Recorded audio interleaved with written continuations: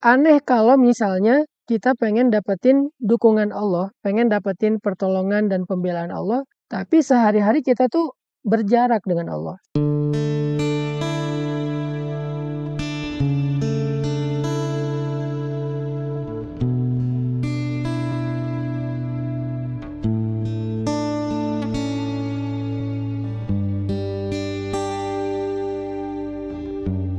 Teman-teman, gimana cara ngelibatin Allah kalau misalnya kita lagi ada masalah sama orang lain? Kayak misalnya kita lagi ribut sama seseorang karena salah paham, atau mungkin dia yang bersikap jahat atau nggak baik kepada kita. Seorang istri ketika ada masalah dengan suami, anak bermasalah dengan orang tua, mahasiswa bermasalah dengan dosen. Gimana cara kita ngelibatin Allah dalam kasus-kasus kayak gitu kalau kita lagi ada masalah dengan seseorang? Kita belajar dari Sayyidah Hafsah ketika beliau ada masalah dengan suaminya, yaitu Rasulullah SAW, sampai kemudian Hafsah melibatkan Allah dan Allah membela Hafsah untuk meminta Rasulullah merujuk Hafsah. Itu tuh keren banget loh, dan kita pengen belajar bisa kayak gitu. Artinya bukan hanya dibela sama Allah, tapi juga Allah membantu kita menyelesaikan masalah kita. Jadi kita bukan berharap ketika Allah terlibat, Allah jadi menghukum orang lain karena kita, bukan. Tetapi lebih berharap kayak Allah ngebela kita atau memperbaiki urusan di antara kita dengan orang tersebut. Gimana cara melibatkan Allah kalau kita sedang punya masalah dengan seseorang? Pada episode sebelumnya saya membahas ada 3 cara melibatkan Allah. Yang pertama udah dibahas kemarin, yaitu dengan mention Allah, nyebutin nama Allah, panggil Allah. Nah, di episode ini tips yang kedua cara ngelibatin Allah dalam hidup kita adalah dengan mendekat kepada Allah. Jadilah orang yang paling dekat kepada Allah dalam setiap kebaikan. Artinya, satu, dengan cara bersegera kepada kebaikan. Wasari'u ila maghfiratin min rabbikum was-sabiquna as-sabiqun ulaikal muqarrabun.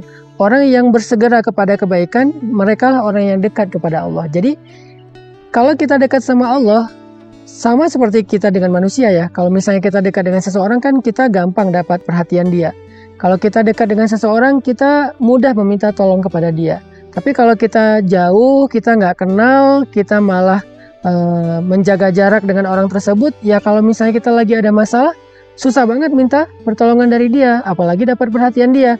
Maka begitu juga dengan Allah. Kalau ke manusia kita menganggap itu hal yang wajar, harusnya kepada Allah lebih wajar lagi. Aneh kalau misalnya kita pengen dapetin dukungan Allah, pengen dapetin pertolongan dan pembelaan Allah, tapi sehari-hari kita tuh berjarak dengan Allah. Sehari-hari kita tuh menjauh dari Allah. Sehari-hari kita tuh menghindar. Allah panggil, kita nggak datang. Allah kasih petunjuk, kita tolak. Ini aneh kalau misalnya tiba-tiba kita minta pembelaan, dukungan, dan pertolongan dari Allah. Makanya tips kedua cara ngelibatin Allah dalam hidup kita itu belajar mendekat sama Allah. Belajar untuk jadi orang yang layak diperhatikan oleh Allah. Gimana caranya? Tadi yang pertama, was-sabiquna as-sabiqun ulaikal muqarrabun. Jadilah orang yang semangat dan berlomba-lomba dalam kebaikan.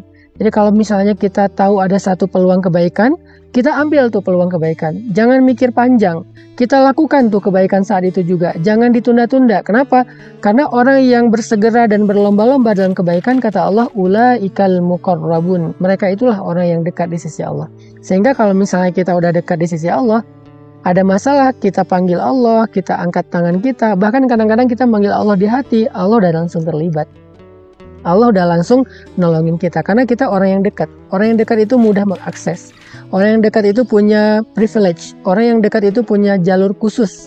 Sehingga nggak akan lama, nggak akan bertele-tele, prosesnya nggak panjang untuk mendapatkan dukungan dari sesuatu, yaitu dari Allah Subhanahu wa Ta'ala. Itu cara mendekat ke Allah yang pertama, yaitu dengan bersegera atau berlomba-lomba kepada kebaikan. Misalnya teman-teman ada kesempatan untuk sedekah, ya udah langsung sedekah. Ada kesempatan untuk bantu orang, jangan mikir panjang, bantu nggak ya, spontan deh, spontan aja bantu. Karena kalau kita udah biasa spontan dalam kebaikan, udah biasa segera dalam kebaikan, kita itu muqarrabun, orang yang dekat di sisi Allah. Yang kedua, cara mendekat kepada Allah itu adalah dengan melakukan amalan-amalan yang paling Allah suka, yang paling istimewa di sisi Allah. Apa amalan yang paling istimewa di sisi Allah yang mendatangkan pertolongan Allah itu dengan segera? Nomor satunya adalah dakwah. In tansurullaha yansurkum. Kalau kalian tolong agama Allah artinya berdakwah, Allah pasti nolong kalian. Wa yusabbit aqdamakum. Allah akan menguatkan kaki-kaki kalian, artinya Allah akan kuatkan diri kalian dalam menghadapi masalah. Jadi ternyata amalan yang paling Allah suka dan cepat sekali mendatangkan pertolongan Allah itu adalah kalau kita membela agama Allah dalam dakwah. Artinya gimana? Kalau misalnya kita ngelihat ada seorang ustadz yang punya program, mau bikin pesantren, mau bikin lembaga pendidikan yang gratis, mau bikin program dakwah, kita support ustadz tersebut, kita support ulama tersebut dengan niat karena ingin membela agama Allah, memanggungkan agama Allah, mendukung agama Allah, maka Allah pasti akan membela, memanggungkan kita dan mendukung kita. Itu janji Allah, in tansurullaha yansurkum. Kalau kamu tolong agama Allah, Allah menolong kamu dalam kehidupan kamu. Dakwah, cari ustadz siapa yang butuh dukungan dakwah. Saya pribadi misalnya sekarang lagi membangun pesantren. Pesantren ini untuk mentarbiyah menjadi sekolah buat anak-anak muda dalam belajar agama, syariat, belajar life skill, belajar hard skill, supaya mereka bisa mandiri dan bisa membantu orang lain. Yuk kita support bareng-bareng misalnya. Kita pengen bangun masjid. Ya udah, saya mau support Ustadz Hanan bangun masjid dengan donasi, atau mungkin dengan wakaf, atau mungkin dengan skill, atau mungkin dengan network, atau mungkin dengan nge-repost postingan tentang pembangunan proyek pembangunan masjid itu, supaya banyak orang yang mendukung. Apapun bentuk dukungan kita, makin besar, makin banyak, makin antusias, maka semakin antusias pula Allah membela kita. In tansurullaha yansurkum. Yang kedua, amalan yang paling cepat mendatangkan pertolongan Allah dan Allah suka banget adalah sholat. Wasta'inu bis-sabri was-shalah. Jadi perbaiki sholat kita. Gimana cara memperbaiki sholat? Perbaiki sholat itu satu, dengan memperbaiki kualitas sholatnya. Yang kedua, dengan menambah kuantitas sholatnya. Kalau memperbaiki kualitas, misalnya wudhunya udah benar belum? Yang kedua, udah khusyuk belum? Bacaannya udah benar belum? Doa-doanya udah benar belum? Kalau kuantitas, ya udah ditambah belum dengan sholat sunnahnya, selain sholat wajib, ba'diyah, qobliyah, duha, tahajud. Jadi, kalau sholat kita semakin baik, maka pertolongan Allah semakin cepat. Kalau sholat kita semakin baik, maka Allah semakin perhatian sama kita. Wasta'inu bis-sabri was-shalah. Minta pertolongan Allah dengan sabar dan sholat.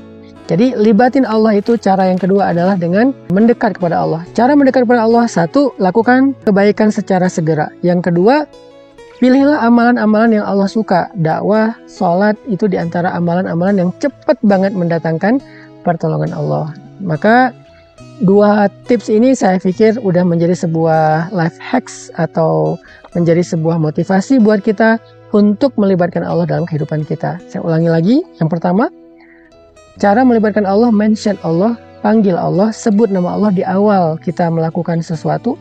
Cara yang kedua adalah mendekatlah kepada Allah. Cara mendekat kepada Allah itu satu, dengan bersegera kepada kebaikan, jangan ditunda-tunda, spontan, konsisten. Yang kedua, cara mendekat kepada Allah dengan melakukan amalan yang Allah paling suka dan cepat banget mendatangkan pertolongan Allah. Salah satunya yang paling luar biasa, dakwah, bela agama Allah, membantu agama Allah lewat mensupport para ulama. Dan yang kedua dengan memperbaiki sholat, memperbaiki kualitas sholat dan memperbaiki kuantitas sholat, meningkatkan kuantitas sholat, meningkatkan jumlah rakaatnya setelah yang wajib tambah yang sunnah. Mudah-mudahan dengan kayak gini kita udah bisa melibatkan Allah dalam masalah kita, sehingga kita mendapatkan apa yang didapatkan oleh Sayyidah Hafsah ketika beliau ada masalah dengan suaminya, yaitu kekasih Allah, Rasulullah SAW. Allah justru membela Sayyidah Hafsah dan menyelesaikan masalah di antara beliau dengan suaminya. Barakallahu fikum.